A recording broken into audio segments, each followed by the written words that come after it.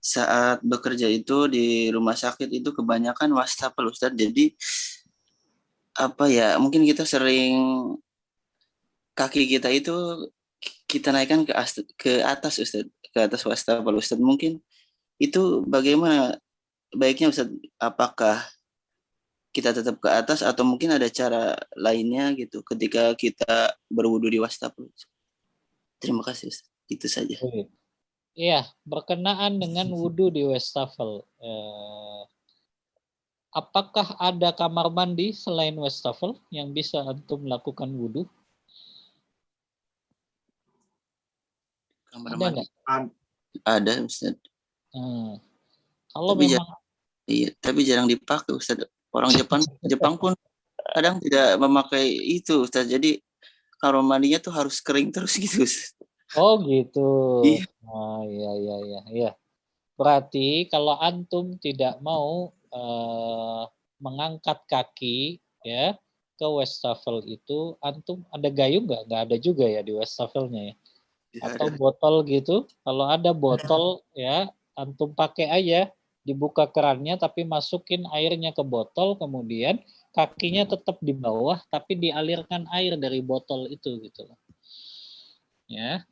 Jadi bisa disiasati supaya nggak diangkat airnya kakinya ya. Karena memang kalau di wastafel ya pasti diangkat kan karena nggak mungkin ya. Karena kalau kita usapkan saja dari tangan khawatirnya kurang sempurna saja gitu. Jadi biasanya kan kalau kita ambil dari wastafel itu kan udah ada yang jatuh-jatuhan kan airnya ke bawah ya. Maka kalau memang ada botol air yang bisa kita gunakan untuk membersihkan kaki kita ya supaya nggak ngangkat ke wastafel ya silakan ya pakai gunakan itu ya. Tapi kalau memang antum kan pakai sepatu ya, pakai kaos kaki. Iya Ustaz. Oke. Nah, begini saja.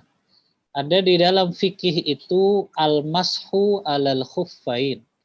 Al-mashu alal khuffain itu mengusap dua alas kaki kita. Tapi syaratnya sepatunya atau alas kakinya itu menutupi kedua mata kaki. Karena nggak tahu kalau antum pakai sepatunya di sana menutupi kedua mata kaki nggak? Ini. Enggak ya Ustaz. Enggak. Nah, berarti antum cari saja, ada kan sepatu yang menutupi mata kaki di sana?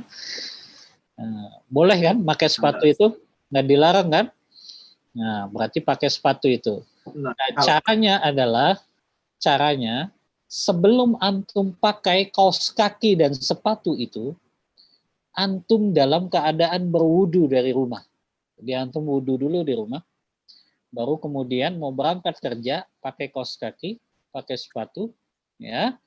Kemudian ketika antum berangkat ke tempat kerja dan antum batal wudunya, nah nanti antum wudu seperti biasa ketika akan sholat sampai pada membasuh kepala kan ya, membasuh kepala dan juga telinga. Ketika akan membasuh kaki, nggak usah antum lepas kaos kaki dan sepatunya. Cukup antum ambil air, antum oleskan satu kali ke bagian kaos kaki dan sepatunya. Kemudian antum sholat, masuk masjid atau tempat sholat, sepatunya tetap dilepas, tapi kaos kakinya jangan. Tetap antum sholat dengan kaos kaki itu, ya sampai antum pulang dari kerja nggak masalah, nggak usah dilepas-lepas. Jadi ketika antum batal kan enak tuh, antum nggak usah buka kaos kaki, buka sepatu, nggak usah. Ya, cukup tadi oleskan saja air tadi satu kali saja ke bagian kaos kaki dan sepatu. Nah itu yang disebut dengan al-mashu alal khuffain, membasuh dua alas kaki. Nah, lebih mudah kan, lebih enak juga kan, antum nggak usah buka-buka sepatu dan kaos kaki gitu. Dan selama antum bekerja 1 hari 1 malam itu boleh dilakukan untuk orang yang tidak dalam keadaan safar. Kalau antum lagi safar, malah antum boleh 3 hari selama belum melepaskan kaos kaki dan sepatu itu ya udah, antum wudunya seperti itu saja, tidak perlu melepaskan kaos kaki dan sepatu. Itu kalau antum nggak mau repot tadi naik ke atas wastafel. Begitu aja ya, tapi dengan syarat tadi ya, Antum dari rumah ya dalam keadaan berwudu sebelum memakai kaos kaki dan sepatu.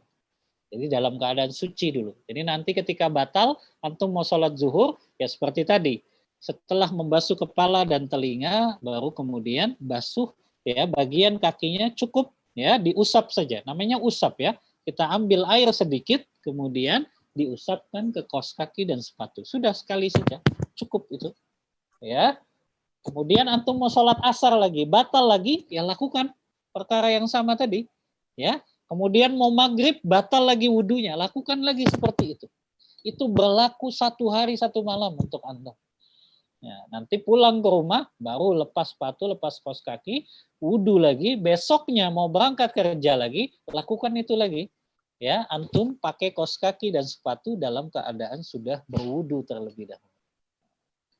Itu lebih simpel. Karena juga kasih tahu ke pegawai-pegawai pabrik di sini ya seperti itu saja, biar nggak usah lepas kaos kaki dan sepatu ketika wudhu dan nggak perlu melepas kaos kaki pada saat sholat.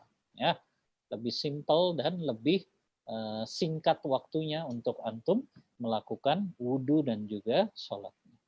Wallahu ta'ala a'lam bishawab.